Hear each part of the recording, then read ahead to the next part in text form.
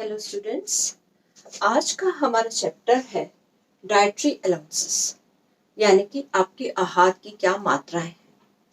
अब मनुष्य जो है वो भोजन करता है। हम भोजन क्यों करते हैं? क्योंकि हमें भूख लगती है।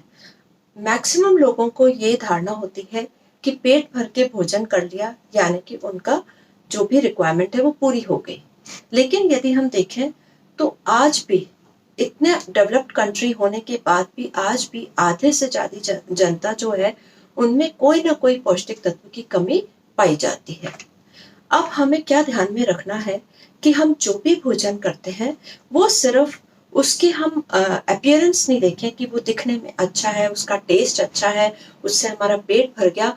हमारे को जो सबसे महत्वपूर्ण चीज ध्यान रखनी है कि वो संतुलित है या नहीं, यानी कि वो हमें सारे पोषक तत्व जो उसके निर्धारित मात्रा है उतने प्रदान कर रहा है या नहीं। अब ये जो पोषक तत्वों की निर्धारित मात्रा है, that is your dietary allowances. ये अलाउंस ये हर व्यक्ति में अलग अलग होती है। यदि हम इसको कंट्री वाइज कंपेयर करें तो इंडिया के जो लोग हैं और अगर बाहर के हैं तो उनकी रिक्वायरमेंट डिफरेंट, ठीक है। भारतीय जो लोग हैं उनकी जो आहार मात्राओं की निर्धारित है वो अलग होती है।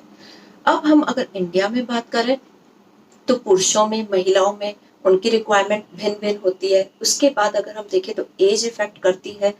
According to age there is requirement, according to your work, आप कैसा कार्य करते हैं वो आपके निर्धारित मात्रा को इफेक्ट करेगा। इस तरह से हम देखें तो देयर आर डिफरेंट फैक्टर्स जिनको हम आगे डिस्कस करेंगे कि आपके जो रिक्वायरमेंट है उसको कौन सा फैक्टर इफेक्ट करता है। लेकिन हमें ये ध्यान में रखना है कि जो हमारा आहार हो, it should be complete diet, it should be a balance diet. वो सारी मात्राओं जो भी हमारे रिक्वायरमेंट्स है, किसकी प्रोटीन है, कैल्शियम है, एनर्जी रिक्वायरमेंट हो गया आपका, different type of vitamin, different type of minerals, इन सारी मात्राओं को पूरा करें। यदि हमारी कोई भी तत्व जिसकी कमी हो जाएगी तो आपका शरीर कमजोर हो जाएगा, आपको बीमारियां हो जाएंगी, ठीक है। छोटा मतलब तत्व भी जो होता है, विटामिन होता है जिसकी बहुत अल्प मात्रा में रिक्वायरमेंट है, यदि हम उसको इग्नोर कर देते हैं तो हमें बीमारियां हो सकती हैं। बहुत से विटामिन ऐसे हैं जो कि हम संतुलित भोजन से प्राप्त कर सकते हैं। हमें बहुत ऐसे जो होते हैं, हम ये कह सकते हैं कुछ विटामिन कुछ मिनरल्स ऐसे होते हैं जो हमें एक्स्ट्रा सप्लीमेंट लेने पड़ते हैं। लेकिन यदि हम अगर संतुलित डाइट लेते हैं तो हमारे सारे रिक्वायरमेंट्स फुलफिल हो जाती हैं। अब अगर हम ये चीज को ध्यान में नहीं रखेंगे तो क्या होगा, हमें बीमारियां हो जाएंगी, हम कमजोर हो जाएंगे, क्योंकि हमने पहले भी पढ़ा है कि प्रोटीन, कार्बोहाइड्रेट, फैट, इनकी क्यों हमें आवश्यकता है। हमें इसलिए आवश्यकता है क्योंकि हमें इनसे ऊर्जा मिलती है, इनसे हमारी ग्रोथ होती है और हमारे रोगों से रक्षा होती है। तो यदि अगर इन पे ध्यान नहीं दिया जाएगा तो जो हम ये कह सकते हैं लोग हैं वो कमजोर हो जाएंगे, आलसी हो जाएंगे और उनको काम करने की क्षमता कम हो जाएगी। तो आज इस चीज को हर व्यक्ति ने रियलाइज कर लिया है।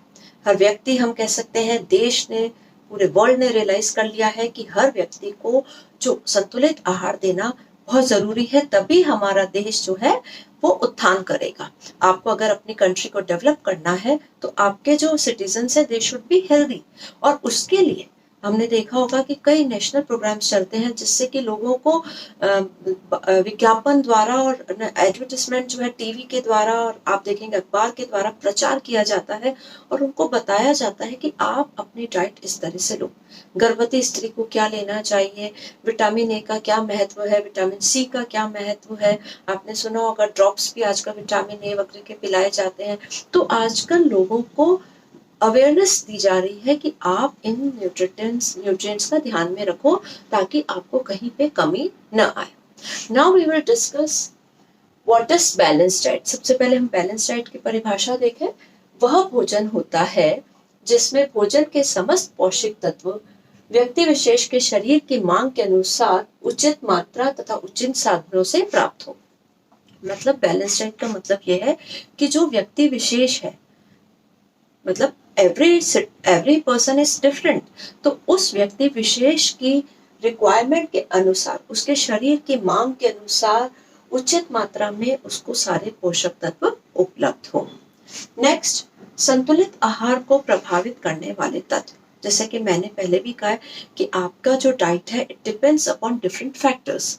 जो फर्स्ट फैक्टर, जो मोस्ट कॉमन फैक्टर है, दैट इज योर एज।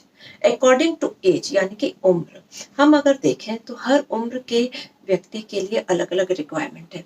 शिशु, उसके रिक्वायरमेंट अलग है। यदि हम देखें कि जो स्कूल बिफोर स्कूल गोइंग बच्चा है उसके रिक्वायरमेंट अलग है, फिर स्कूल गोइंग, देन एडल्ट, और इस तरह से हम देखें कि हर व्यक्ति की रिक्वायरमेंट अकॉर्डिंग टू एज अलग होती है।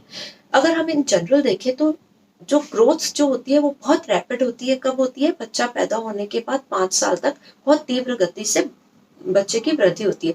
तो उस समय उसको प्रोटीन रिक्वायरमेंट बहुत ज़्यादा हो जाती है, कैलोरी रिक्वायरमेंट ज़्यादा होती है। देन थोड़ा सा उसकी स्टेबिलिटी आ जाती है और उसके बाद फिर वो एकदम से हाइट बढ़ाता है, देन अगेन उसकी रिक्वायरमेंट बहुत बढ़ जाती है। अगर हम देखें कि वृद्धावस्था में हाइट नहीं बढ़ती, ग्रोथ नहीं होती, लेकिन अंदर टूट फूट बहुत होती है, तो उस समय उसको रिक्वायरमेंट बढ़ जाती है।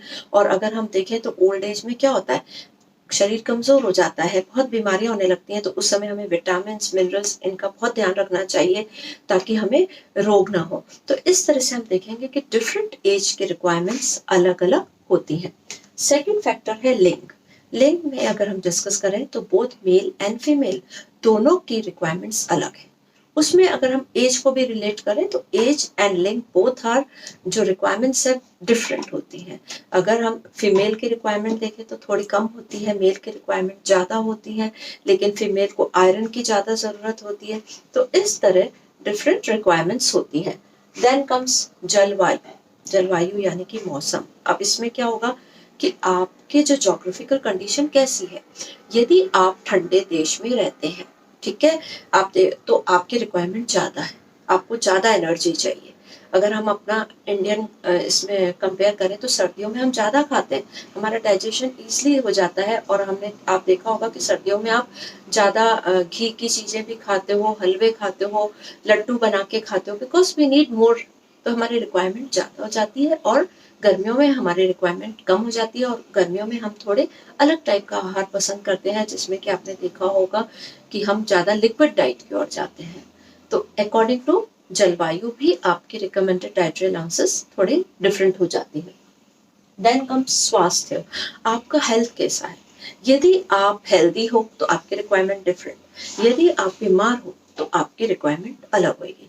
यदि हम एक परिवार में ही देखें कि 2 बच्चे हैं और एक ओबिसिटी से ग्रस्त है, मोटापा है, और एक जो है बहुत कमजोर है, तो हम देखेंगे कि जो कमजोर बच्चा है उसको हम फैटी डाइट ज्यादा देंगे, उसको हम कैलोरी रिच ज्यादा देंगे, ठीक है। तो इस तरह आप देख सकते हैं डिफरेंस। और उसी तरह से अगर कोई बीमारी से ग्रस्त है, कोई डायबिटिक है, तो उसकी डाइट अलग तरह से होगी, उसकी रिक्वायरमेंट अलग होगी।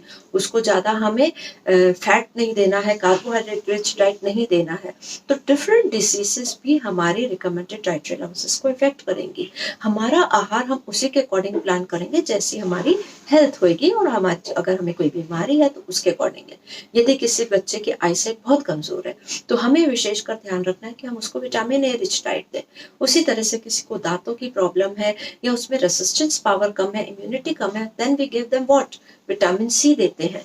विटामिन डी का हमें ध्यान रखना है। किसी की हड्डियां कमजोर है तो हो सकता है उसमें कैल्शियम की कमी हो, विटामिन डी की कमी हो, तो हमें उसके अकॉर्डिंग ही उनकी रिक्वायरमेंट देखनी है। Then comes next factor is क्रियाशीलता। आप किस तरह का काम करते हैं, क्योंकि आपने देखा होगा कि हर व्यक्ति का काम करने का अलग अलग तरीका होता है। कुछ लोग कम क्रियाशीलता होते हैं, कुछ मॉडरेट होते हैं, और कुछ बहुत हार्ड वर्कर। हार्ड वर्कर में हम कौन कहेंगे? जिनकी फिजिकल वर्क ज्यादा होता है। हम अगर मेंटल और फिजिकल वर्क को देखें तो ऑफिस में जो वर्क करते हैं, ऑफिसर्स जो होते हैं हाई लेवल के जो होते हैं, उनका क्या होता है कि फिजिकल वर्क कम होता है और मेंटल वर्क ज्यादा है। लेकिन एक वर्कर है, एक मजदूर है, वो फिजिकली बहुत वर्क करता है। तो दैट मीन्स जो बहुत ज्यादा कार्य करता है उसकी रिक्वायरमेंट डिफरेंट है। उसको ज्यादा एनर्जी चाहिए, ज्यादा कैलोरीज चाहिए, ज्यादा वसा चाहिए, ज्यादा प्रोटीन चाहिए। तो आपकी क्रिया के अनुसार भी आपकी डाइटरी अलाउंसेस, आपकी आहार की मात्रा निर्धारित की जाती है। देन कम्स विशिष्ट शारीरिक अवस्था। आपकी शारीरिक अवस्था कभी कभी चेंज हो जाती है, कुछ विशिष्ट प्रकार की हो जाती है, स्पेशल।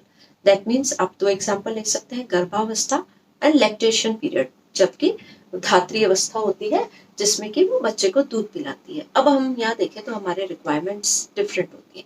प्रेग्नेंट लेडी की रिक्वायरमेंट हमेशा एक और जो नॉर्मल लेडी है उससे ज़्यादा होती है, क्योंकि उसको अपने बच्चे की ग्रोथ के लिए, अपनी हेल्थ के लिए ज़्यादा डाइट लेनी पड़ती है, तो उस समय उसकी प्रोटीन की रिक्वायरमेंट बढ़ जाती है। उसी तरह से धात्री माता जो होती है उसके दूध की रिक्वायरमेंट बढ़ जाती है, उसको कैल्शियम रिच डाइट लेनी पड़ती है, क्योंकि पूरे दिन में कम से कम आधा लीटर दूध का वो निर्माण करती है, तो उसकी जो रिक्वायरमेंट है वो डिफरेंट हो जाती है। तो इस तरह हम देखें तो कुछ जो विशिष्ट अवस्थाएं हैं उस समय हमारी जो आहार मात्राएं हैं वो अलग है। तो ये हम पूरा चार्ट देखेंगे कि रिकमेंडेड डाइटरी अलाउंसेस का एक चार्ट दिया गया है अकॉर्डिंग टू ICMR, जिसमें हमारे को क्या क्या आवश्यकताएं होती है और हमें उसके अकॉर्डिंग अपनी आहार की योजना बनानी चाहिए। हम आहार योजना ऐसे बनाएं कि हम जो डाइट ले रहे हैं उससे हमारी सारी रिक्वायरमेंट पूरी हो जाए। हमें दवाइयों पे और एक्स्ट्रा सप्लीमेंट्स पे निर्भर नहीं करना चाहिए। बहुत कोशिश करें कि आप अपने आहार से सारी रिक्वायरमेंट पूरी करें, आपको एक्स्ट्रा कुछ भी ना लेना पड़े। ठीक है, तो ये हो गया आपका आहार मात्रा है और कौन से जो तत्व हैं जो वो आपके संतुलित आहार को प्रभावित करते हैं।